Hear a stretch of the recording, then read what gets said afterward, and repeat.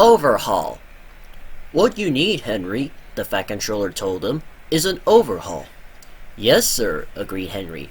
Does that mean I've got to go away to crew again, sir? The Fat Controller laughed. Not this time, he said. You won't believe this, Henry, but nowadays the people at crew couldn't do the work you need.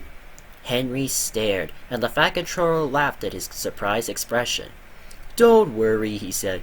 We can do everything at my works. All I have to do is get you there. If James takes the express tomorrow, we can couple you in front. Do what you can to help, and you can go to the works in style. Henry told James that night. Help me, snorted James. I don't need help. I can pull the express by myself, thank you. Overhaul indeed. 2 engines on 1 train is an overhaul if you ask me. But the Fat Controller had already made the arrangements, so there was nothing James could do about it. Next morning, James backed onto the coaches in the big station.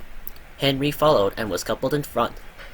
James was not in the best of tempers, but when the Fat Controller came to see them off, James tried not to show how cross he was. Good luck, Henry, said the Fat Controller. The people of the works know what to do, so you won't be there too long.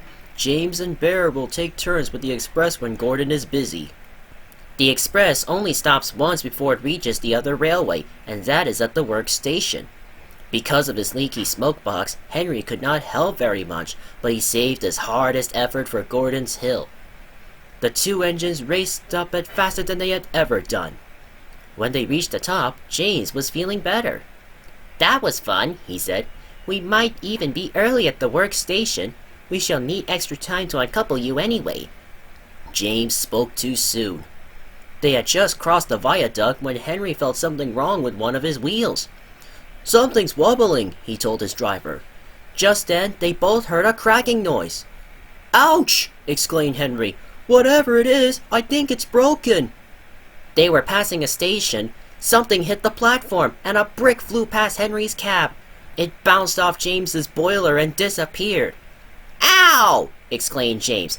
Henry might need mending, but he needn't throw his broken bits at me. Just then, James and his driver heard Henry whistling to warn them that he wanted to stop. More bits and pieces flashed by, some hitting the carriages. Using the brakes skillfully, the driver stopped the train. Then, while the guard made sure that the train was protected behind, James's driver went to see if any passengers had been hurt by the flying debris. No one had, but one of the carriage windows was broken. Henry's crew inspected his wheel. The trouble was not hard to find. Your wheel has a steel rim called a tire, Henry's fireman told him. It has broken and come off. It's a miracle it didn't do more damage. James pushed Henry into a siding and went back to the train. An overhaul, is it? Grinned James as he passed. It sounds as if you need retiring, you poor old thing. He guffawed loudly at his own wits and puffed away. Henry smiled to himself. I don't know about retiring, he chuckled. I certainly feel tired.